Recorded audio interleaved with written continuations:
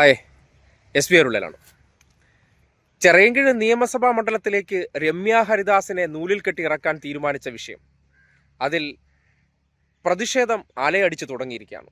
നിങ്ങളെ 3 പ്രതികരണങ്ങൾ, അതായത് DCC സമർപ്പിച്ച പട്ടികയിലുണ്ടായിരുന്ന തലസ്ഥാനത്തെ പ്രമുഖ പിന്നോക്ക വിഭാഗത്തിൽ അല്ലെങ്കിൽ ദളിത് കോൺഗ്രസിൽപ്പെട്ട യുവജന വിഭാഗത്തിൽപ്പെട്ട നേതാക്കന്മാരുടെ പ്രതികരണമാണ്. അവരൊന്നടങ്കം ഈ രീതിയിൽ പ്രതികരിക്കുന്നുണ്ടെങ്കിൽ എന്തൊരു അവഗണനയാണ് അവരോട് കാട്ടിയതെന്ന് പറയാതിരിക്കാൻ നിവർത്തിയില്ല. കാര്യം ഏതൊരു വ്യക്തിയെ സംബന്ധിക്കുന്നിടത്തോളം പൊളിറ്റിക്കലിൽ വന്ന് എന്തിനാണ് അവർ പ്രവർത്തിക്കുന്നത്? ജനങ്ങളെ സേവിക്കാൻ വേണ്ടി പ്രവർത്തിക്കുമ്പോൾ നിങ്ങൾ ആരും കഴിവില്ലാത്തവരാണ്, കഴിവുള്ളവരെ ഞങ്ങൾ കൊണ്ടുവരും എന്ന നിലയ്ക്ക് നേതൃത്വം ഒരാളെ, അതായത് ആ കൊണ്ടുവരുന്ന വ്യക്തി മഹത് വ്യക്തിയാണെങ്കിൽ തിരഞ്ഞെടുപ്പുകളിൽ പരാജയപ്പെടാൻ പാടില്ല. പലയിടങ്ങളിലും പരാജയപ്പെട്ടു. തുടർച്ചയായിട്ട് 2 തെരഞ്ഞെടുപ്പുകളിൽ പരാജയപ്പെട്ട ആൾ ആ നാട്ടിലുള്ളവരെക്കാൾ സവിശേഷതയുണ്ട് എന്ന് പറയുന്നതിൽ എന്തർത്ഥമാണുള്ളത്? അതുകൊണ്ടാണ് ഈ 3 പ്രതികരണങ്ങൾ. ഈ നിലവിൽ DCC കൊടുത്ത പട്ടികയിലുള്ള DCC അംഗമായിട്ടുള്ള അജിത് കുമാർ ആയിക്കോട്ടെ, KPCC അംഗമായിട്ടുള്ള ലീന ആയിക്കോട്ടെ, ഒപ്പം തന്നെ യുവജന നേതാവായിട്ടുള്ള മനോജിന്റെ പ്രതികരണം കൂടി നിങ്ങൾ കേട്ടതിന് ശേഷം അവർ പറയുന്നതിൽ ന്യായമുണ്ടോ ഇല്ലയോ എന്ന് നിങ്ങൾ ചിന്തിച്ചേ. കഴിഞ്ഞ 22 വർഷക്കാലമായി തിരുവനന്തപുരം ജില്ലയിലെന്നല്ല, യൂത്ത് കോൺഗ്രസ് സംസ്ഥാന ജനറൽ സെക്രട്ടറി കേരളത്തിൽ ആകമാനവും ഡീൻ കുര്യാക്കോസിന്റെ CR മഹേഷിന്റെ കമ്മിറ്റി 8 വർഷക്കാലം നീണ്ട കമ്മിറ്റിയിൽ സമര പോരാട്ടങ്ങളുമായി മുൻപിലുണ്ടായിരുന്നു. 100-ന് മുകളിലുള്ള കേസുകളിൽ പ്രതിയാണ്. 2 വട്ടം ജയിൽവാസത്തിലേക്ക് പോയി. പോലീസ് ചവിട്ടി ഇടുപ്പല്ല് പൊട്ടി ആശ്രമ്യം കോട്ടക്കലിലെ ശസ്ത്രക്രിയയ്ക്ക് വിധേയമായവളാണ് ഞാൻ. അപ്പോൾ നിരവധി സമര പോരാട്ടങ്ങളുമായി ഞങ്ങളെപ്പോലുള്ള പട്ടികജാതിക്കാർ, ദളിത് വിഭാഗത്തിൽപ്പെട്ടവർ മുൻനിരയിൽ ഇവിടെ തിരുവനന്തപുരം തലസ്ഥാന നഗരിയിൽ നിലകൊള്ളുമ്പോൾ കോഴിക്കോട് നിന്നൊരു കെട്ടിയിറക്ക് സ്ഥാനാർത്ഥിയായി കൊണ്ടുവന്നാൽ അത് അംഗീകരിക്കാൻ തിരുവനന്തപുരത്തെ ദളിതർക്ക്, കോൺഗ്രസിനകത്ത് പ്രവർത്തിക്കുന്ന ദളിതർക്ക് ബുദ്ധിമുട്ടുണ്ട്.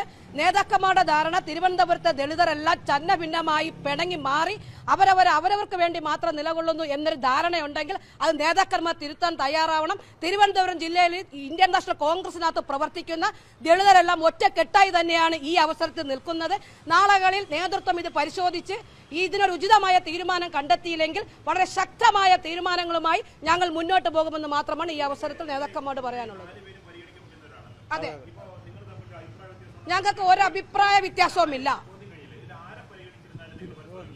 ഞങ്ങൾ അംഗീകരിക്കാൻ തയ്യാറാണ്. തിരുവനന്തപുരം ജില്ലയിൽ നിന്നുള്ള ഒരാളെ ഇന്ത്യൻ നാഷണൽ കോൺഗ്രസ് ഈ പ്രസ്ഥാനം പരിഗണിച്ചു ഏതൊരു പട്ടികജാതിക്കാരനെ കൊണ്ടുവന്നാലും അംഗീകരിക്കാൻ ഞങ്ങൾ ബാധ്യസ്ഥരാണ്. നേതൃത്വം തരുന്ന സ്ഥാനാർത്ഥിക്കൊപ്പം ഞങ്ങൾ പ്രവർത്തിക്കും. ഞാൻ 25 വർഷമായി ചിറയൻകീഴിലെ മംഗലാപുരം ഗ്രാമപഞ്ചായത്തിൻ്റെ പ്രസിഡന്റായും അതുപോലെ തന്നെ ബ്ലോക്ക് പഞ്ചായത്ത് അംഗമായും കഴിഞ്ഞ 25 വർഷമായി ആ പ്രദേശത്ത് പ്രവർത്തിക്കുന്ന ഒരാളാണ്. 2016 തിരഞ്ഞെടുപ്പിൽ അവിടെ മത്സരിക്കുകയും മികച്ച 2 പഞ്ചായത്തുകളിൽ ലീഡ് നേടുകയും ചെയ്ത ഒരു വ്യക്തിയാണ്. പക്ഷേ ഞങ്ങളെയൊക്കെ മാറ്റി നിർത്തുമ്പോൾ ഈ ജില്ലയിൽ നിന്നുള്ള ഒരു സ്ഥാനാർത്ഥിയെ മത്സരിക്കുവാൻ പാർട്ടി തീരുമാനിക്കണമായിരുന്നു. കോഴിക്കോട് നിന്നുള്ള ഒരാളിനെ, കഴിഞ്ഞ 2 തെരഞ്ഞെടുപ്പിലും പരാജയപ്പെട്ട ഒരാളിനെ ഈ തെരഞ്ഞെടുപ്പിൽ മത്സരിപ്പിക്കാൻ കൊണ്ടുവരുന്നത് പാർട്ടി ഞങ്ങളോട് കാണിക്കുന്ന അനീതിയായാണ് ഞങ്ങൾക്കിപ്പോൾ തോന്നുന്നത്. അത് ഞങ്ങളുടെ പരാതി നേതൃത്വം കേൾക്കുമെന്നാണ് ഞങ്ങളുടെ വിശ്വാസം. ഞാൻ യൂത്ത് കോൺഗ്രസിൻ്റെ സംസ്ഥാന സെക്രട്ടറിയാണ്. നിലവിൽ ആ മണ്ഡലത്തിൽ നിന്നുള്ള ഒരു ഭാരവാഹിയാണ്. എൻ്റെ പേരുൾപ്പെടെ ഈ ലിസ്റ്റിലുണ്ട്. പക്ഷേ നാളിതുവരെ യാതൊരു രീതിയിലുള്ള ഒരു പരിഗണനയും നമുക്ക് തന്നിട്ടില്ല. ഈ ലാസ്റ്റ് മെനിങ്ങാന്ന് നടന്ന സമരത്തിനുൾപ്പെടെ, നമ്മുടെ തമ്പാനൂർ ബസ് സ്റ്റാൻഡിൽ ഉൾപ്പെടെയുള്ള സമരത്തിന് സജീവമായി പ്രവർത്തിച്ചൊരു വ്യക്തിയാണ്. ഞങ്ങളുടെയൊക്കെ അപമാനിക്കുന്ന തരത്തിലാണ് ഇത്തരത്തിലുള്ള ഈ നേതൃത്വത്തിൻ്റെ ഭാഗത്തുള്ള പ്രവർത്തനം. ഇത് ഒരിക്കലും അംഗീകരിക്കാൻ പറ്റത്തില്ല. ദൂരെന്ന് വന്ന, വടക്ക് നിന്ന് വന്ന ഒരു സ്ഥാനാർത്ഥിയെ ഈ തിരുവനന്തപുരം ജില്ലയിൽ കൊണ്ടുവന്ന് നേതൃത്വം അത്തരത്തിലുള്ള നിലപാടുമായി പോയി കഴിഞ്ഞാൽ യാതൊരു തരത്തിലും നമ്മൾ അത് അംഗീകരിക്കില്ല എന്ന് മാത്രം പറയും. അനാവശ്യമായിട്ടുള്ള പ്രശ്നങ്ങൾ പലയിടങ്ങളിലും ഉണ്ടാക്കുകയാണ്. കാര്യം എല്ലാ മനുഷ്യരും ഈ തെരഞ്ഞെടുപ്പിലൊക്കെ വരുന്നത് VD സതീശനെ പോലുള്ള അല്ലെങ്കിൽ രമേശ് ചെന്നിത്തലയെ പോലുള്ള നേതാക്കന്മാരുടെ കൂടെ നടക്കുന്നവർക്ക് എവിടെയെങ്കിലും സീറ്റ് ഉറപ്പിച്ചു കൊടുക്കുക അല്ലല്ലോ വേണ്ടത്. ആ പ്രദേശത്തെ ജനങ്ങൾക്ക് വേണ്ടി കഴിഞ്ഞ കുറേ കാലമായിട്ട് പ്രവർത്തിച്ചവരുണ്ടെങ്കിൽ അവരെ പരിഗണിക്കുക എന്നുള്ളത് തന്നെയാണ് സാമാന്യ മര്യാദ.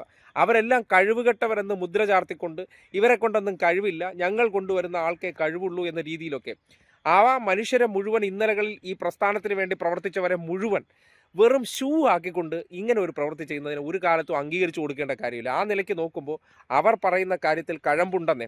നിങ്ങൾക്ക് വേണ്ടി ഇത്രയും കേസുകളിൽ പ്രതിയായി അല്ലെങ്കിൽ സമരം ചെയ്യാനും പ്രതിഷേധിക്കാനും വേണ്ടി മാത്രമാണ് ഇവരെ ഉപയോഗിക്കുന്നത്. അതിനപ്പുറത്തേക്ക് നിങ്ങൾ ഈ തെരഞ്ഞെടുപ്പോ അല്ലെങ്കിൽ അധികാര കേന്ദ്രങ്ങളിലേക്ക് എന്തെങ്കിലും വന്നാൽ നിങ്ങൾ ഇങ്ങോട്ട് വരേണ്ട കാര്യമില്ല എന്ന തരത്തിൽ അവഗണിച്ചിറക്കി വിടുമ്പോൾ, അല്ലെങ്കിൽ ഇവർ ബ്രാൻഡ് ചെയ്തെടുക്കുന്ന ചില പിന്നോക്കക്കാരും ദളിതരുണ്ട്. അതായത് പിന്നോക്കക്കാരാണെങ്കിൽ കൊടിക്കുന്നിൽ സുരേഷാണ് എല്ലാ കാലത്തും ഒരു മുഖം, അല്ലെങ്കിൽ നമ്മുടെ വണ്ടൂരുള്ള KP അനിൽകുമാർ, ഇപ്പോൾ രമ്യ ഹരിദാസ്, ഈ 3 പേർ നേതാക്കന്മാരുടെ പ്രിയപ്പെട്ടവർ. അല്ലാതെ ഈ നാട്ടിൽ മറ്റ് പിന്നോക്കക്കാരോ ദളിതരോ ഒന്നും മത്സരരംഗത്തേക്ക് വരണ്ടേ. എല്ലാ കാലത്തും ഈ 3 പേര് മതിയോ?